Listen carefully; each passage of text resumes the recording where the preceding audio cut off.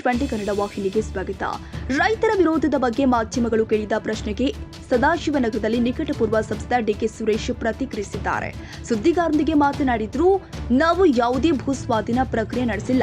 ಈ ಹಿಂದೆ ಕುಮಾರಸ್ವಾಮಿ ಅವರು ಮಾಡಿದ್ದನ್ನ ಮುಂದುವರಿಸಲಾಗಿದೆ. ಕುಮಾರಸ್ವಾಮಿ ಅವರ ಆಶಯದಂತೆ ಉಪನಗರಗಳು ರಚನೆಯಾಗಬೇಕು ಅಂತ ಅವರದ್ದೇ ಸರ್ಕಾರದ ಅವಧಿಯಲ್ಲಿ ತೀರ್ಮಾನವಾಗಿತ್ತು. ಅದನ್ನು ನಾವು ಮುಂದುವರಿಸ್ತಾ ಇದ್ದೇವೆ.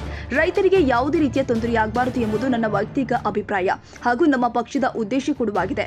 ಉಪಮುಖ್ಯಮಂತ್ರಿಯವರು ಆ ಭಾಗದ ರೈತರಿಗೆ ಖಂಡಿತವಾಗಿ ನ್ಯಾಯ ಒದಗಿಸಿಕೊಡ್ತಾರೆ. ಇದು ನಮ್ಮ ಜವಾಬ್ದಾರಿ ಕೂಡ ಎಂದಿದ್ದಾರೆ. ಡಿಕೆ ಶಿವಕುಮಾರ್ ಮತ್ತೆ ಡಿಕೆ ಸುರೇಶ್ ಅವರು ನನ್ನ ಇಡೀ ಪ್ರತಿಭಟನೆಯಲ್ಲಿ ಟಾರ್ಗೆಟ್ ಆಗಿದ್ರು.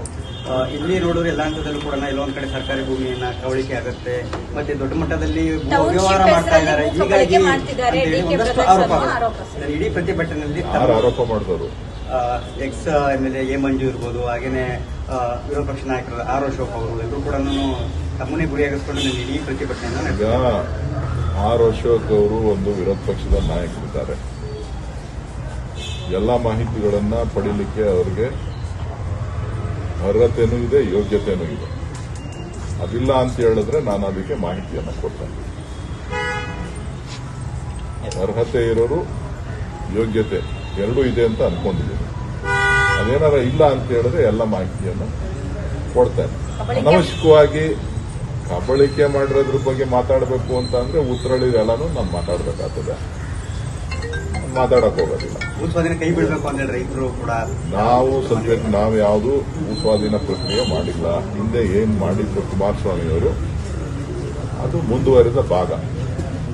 ಕುಮಾರಸ್ವಾಮಿ ಅವರು ಮಾಡಿದಂತ ಅವರ ಆಶಯದಂತೆ ಏನು ಉಪನಗರಗಳ ರಚನೆ ಆಗಬೇಕು ಅಂತ ಹೇಳಿ ಅವರ ಸರ್ಕಾರದ ಅವಧಿನಲ್ಲಿ ತೀರ್ಮಾನ ಆಗಿ ಅದನ್ನು ನೋಟಿಫೈ ಮಾಡಿದ್ರು.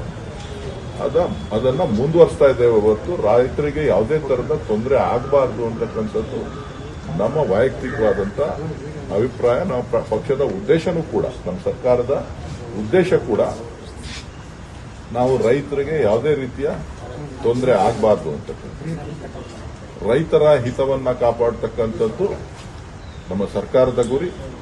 ಮಾನ್ಯ ಉಪಮುಖ್ಯಮಂತ್ರಿಗಳು ರೈತರಿಗೆ ಖಂಡಿತ, ಆ ಭಾಗದ ರೈತರಿಗೆ ಖಂಡಿತ ನ್ಯಾಯವನ್ನ ಒದಗಿಸ್ಕೊಡ್ತಾರೆ. ಅದು ನನ್ನ ಜವಾಬ್ದಾರಿ ಕೂಡ. ಆ ಕೆಲಸ ರೈತರಿಗೆ ಸಿಗ್ತದೆ. ಸರ್, ಕೇಂದ್ರ ಸರ್ಕಾರ ಪಾಕಿಸ್ತಾನದ ವಿರುದ್ಧ ಕದನ. ಕನ್ನಡಿಗರ ಮೆಚ್ಚಿನ ನಿಮ್ಮ TV20 ಕನ್ನಡ ವಾಹಿನಿ ಇದೀಗ ಟಿವಿಯಲ್ಲಿ ಲಭ್ಯ. ಕರ್ನಾಟಕ ಮತ್ತು ದೇಶ ವಿದೇಶದ 360 ಡಿಗ್ರಿ ಸುದ್ದಿ ವಿವರವನ್ನ ಪಡೆಯುವುದಕ್ಕೆ TV20 ವಾಹಿನಿಯನ್ನು ಲೈಕ್ ಮಾಡಿ, ವಿಡಿಯೋಗಳನ್ನು ಶೇರ್ ಮಾಡಿ, ಕಮೆಂಟ್ ಮಾಡಿ, ಸಬ್ಸ್ಕ್ರೈಬ್ ಮಾಡಿ. HCN ಕೇಬಲ್ 842 ನಂಬರ್ನಲ್ಲಿ ಹುಕ್ಕೇರಿ ತಾಲೂಕು ಹಾಗೂ ಸಂಕೇಶ್ವರದ ಸುತ್ತಮುತ್ತಲಿನ ಹಳ್ಳಿಗಳಲ್ಲಿ ಲಭ್ಯ.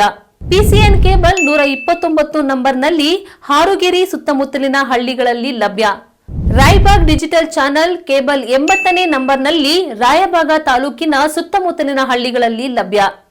UDCN ಕೇಬಲ್ ನೆಟ್ವರ್ಕ್ ಉಗಾರ ಸುತ್ತಮುತ್ತಲಿನ ಹಳ್ಳಿಗಳಲ್ಲಿ ನಿಮ್ಮ TV20 ಕನ್ನಡ ವಾಹಿನಿಯೂ ಲಭ್ಯ.